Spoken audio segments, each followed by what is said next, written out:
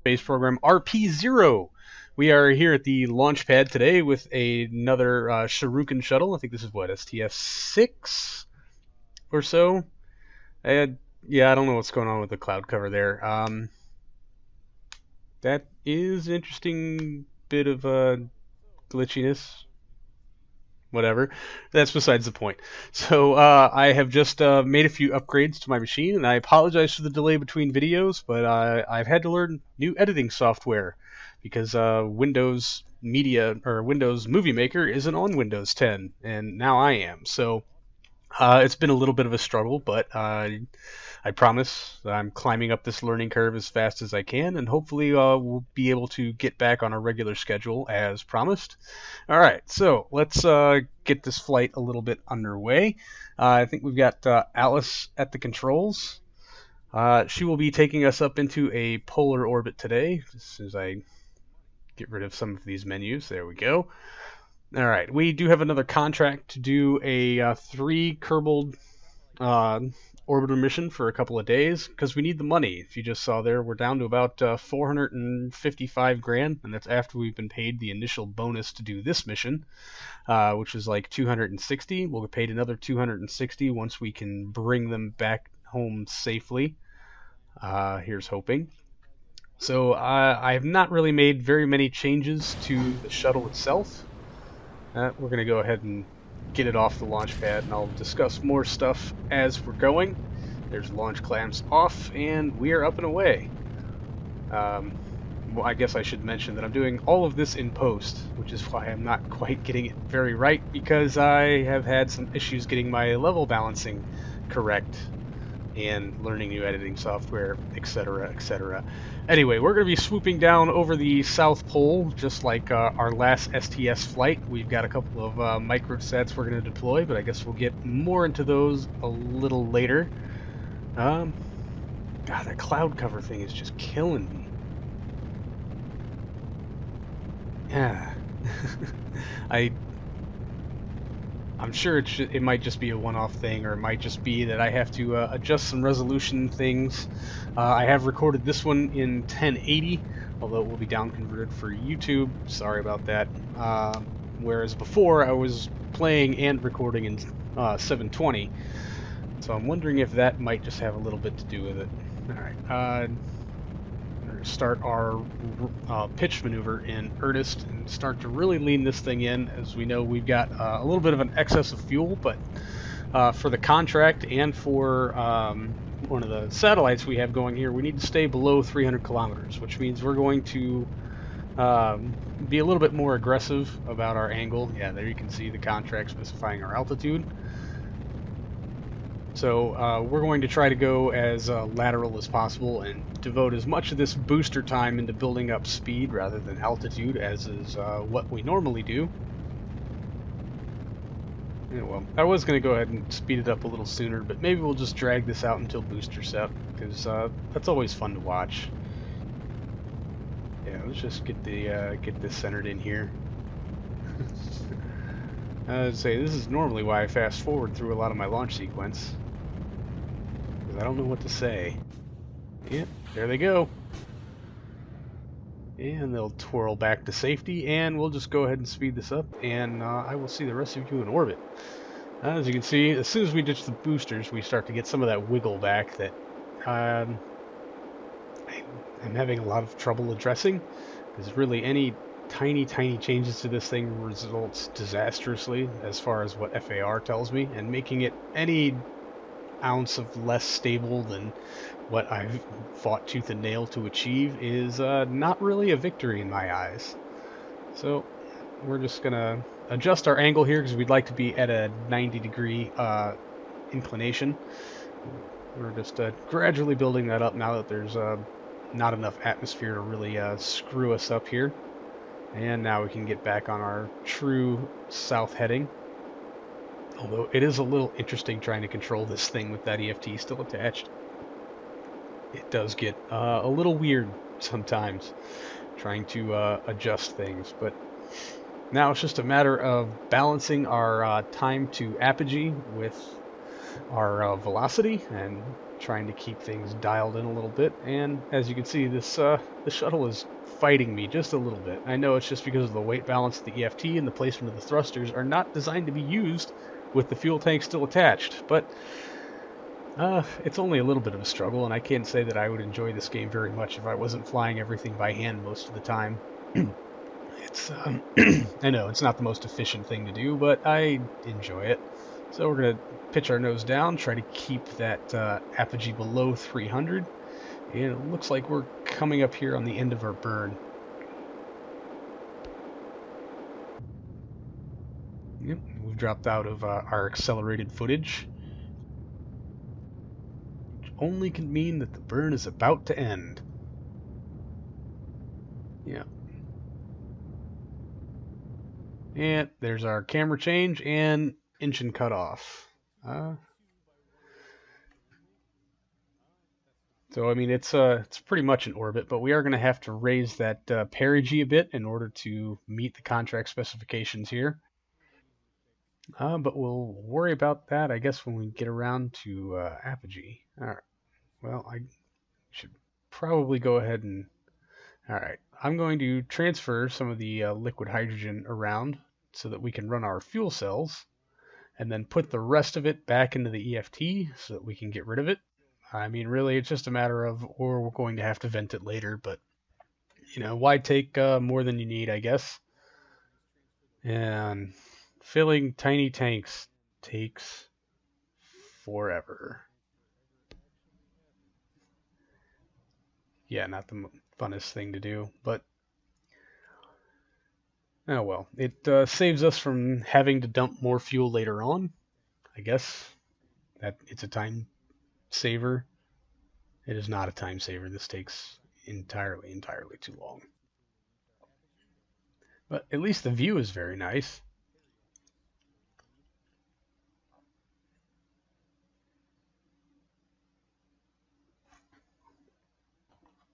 Fuel almost transferred. There we go.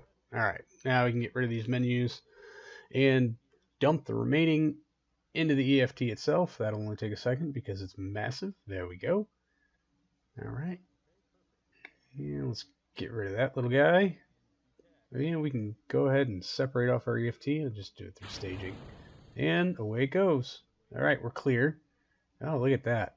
Looks like we got a nice, easy separation.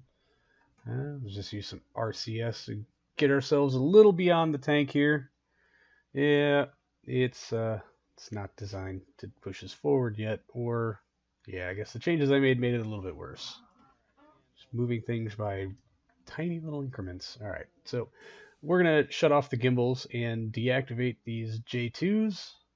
We don't need them any longer if they burn off what little liquid hydrogen, liquid oxygen we have left. That leaves nothing to run the fuel cells, and we kind of need those fuel cells. Just saying.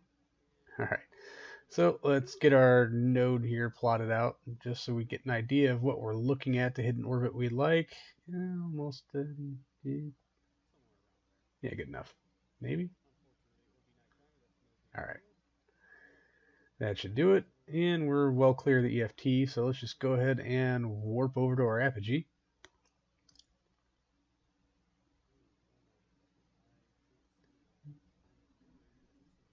All right. And yeah, sorry, I'm still trying to get used to the more monitor space here. So I've had to move some menus and things around, but I don't know.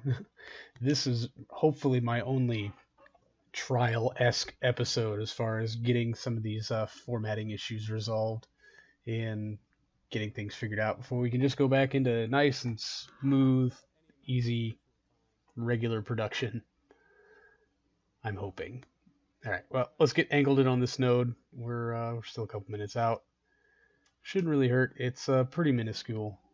I'd say like 22.5 meters per second, something like that.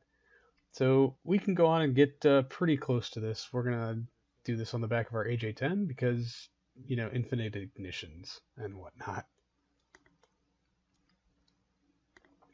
And I am notorious for warping past things, so I apologize if I'm being a little cautious about this.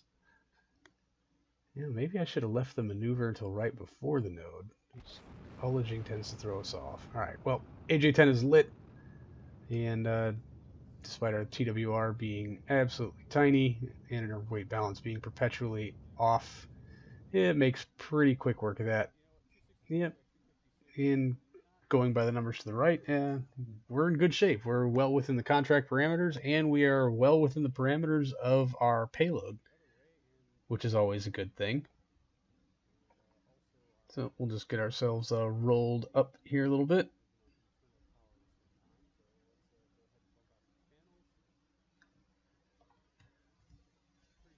All right, and get our solar panels kicked out here. They're not going to do the whole job, but they'll do a pretty good job. So let's open the cargo bay and see what we're getting paid to hold the space. We're hauling them to space. We got paid either way. All right, and we'll kick on our fuel cells. There they go. Now, as you can see, we've got two little microsets here in the cargo bay. One of them is a imager, just like the one that we're going to send to fly very rapidly past Mercury. Let's just not talk about it, okay? Anyway, it's a new scientific equipment. So we do have some science points we can reap from it here at Earth. It just needs to be at below a 300-kilometer orbit, which is none too shabby, really. All right, and here's our other one. We've got this new radiographer thing there at the top, which needs to be in high orbit that we learned on our previous STS mission. So hopefully, starting from this orbit, the little guy under his own power will be able to jump himself into a high orbit. Just a quick check of the contract. Yeah, we just got to be up here for, more than a week. Was it 9 days, maybe? So we're just going to let them sit up here and play cards and eat snacks and enjoy their time. In the meantime, we're going to try to get this little guy out, so we'll unlock his hydrazine and his battery power. Make sure... Oh, boy. That antenna went straight through the cargo bay. I really hope that's not a problem. But activate the shuttle's antenna also to make sure it can act as a relay. Let's just double check here where we're at. Yep. Wow, coming right around Antarctica. Oh, and we're relaying through an old map set. That's neat. Way to go. My comm network, quote unquote, actually. Oh boy. Well, there's a smashed solar panel. Way to go, antenna. Way to go. Alright, we're going to have to switch to it. It looks like he has stuck himself to the cargo bay by impaling his antenna through the skin of the shuttle. We'll worry about the structural integrity of that later. Oh, boy. Deploying the other antenna did not do very much good. Alright, well, okay. We got the first one retracted, and now we're clear of the cargo bay. And moving pretty well. Thankfully, we still have contact. Let's get our one remaining solar panel deployed. Fun times. Well, at least it's not totally broken. I'm just going to go ahead and face you towards prograde.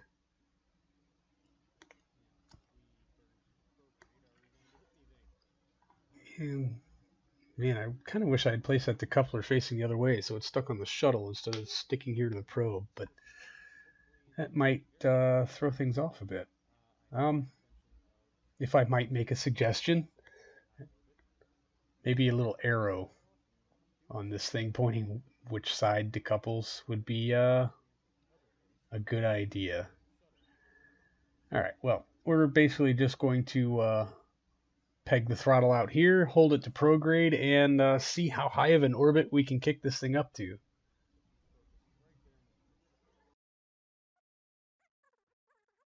Time warping, we can basically warp through what was a very tedious couple of minutes and just get this whole thing rolled out. It was basically just a bunch of holding it to prograde and pegging the throttle out until it ran out of fuel, with mild checks here and there in between. But all in all, I don't know. I can't really blame it on all that little twirling and maneuvering it was doing. It was more just so, or the added weight from the decoupler, but it was only able to get up to about 1 million and some change, which as we're going to time warp over here to its apogee, I mean, really, we could tell just by looking down there at the bottom right. See current biome, space just above, not space high. So this right here won't work. Son of a... Oh well, at least the scenery's real nice, right? We can always be happy. So we'll just go ahead and get this thing booted up. Might as well be a semi-effective low-altitude comms relay. As soon as it let me click on things, we'll go ahead and deploy our impaler antenna. Now that is really pretty. All right. Well, let's go back and find our shuttlecraft. There it is, and we'll switch back to that. Alright, and we're all loaded in. So now we just have to do with the rest of the mission duration here. We're going to let these three hang out in orbit for a while, like 9 days or something like that, and get some of their stuff figured out. I think before we bring them back down, we'll deploy our other mapsat. That basically just has to leave the bay intact, and things will be okay. But, reentry is always the super hectic, stressful parts of these missions. So we'll just have to see how well that does. I'm going to really try not to overshoot my target landing area of Africa this time. And hopefully we'll get it done during the day. But that's going to do it for this episode, everybody. Thank you so much for hanging out. I do appreciate it, and I hope to get back to kicking out videos at a more regular schedule. But until then, see you later.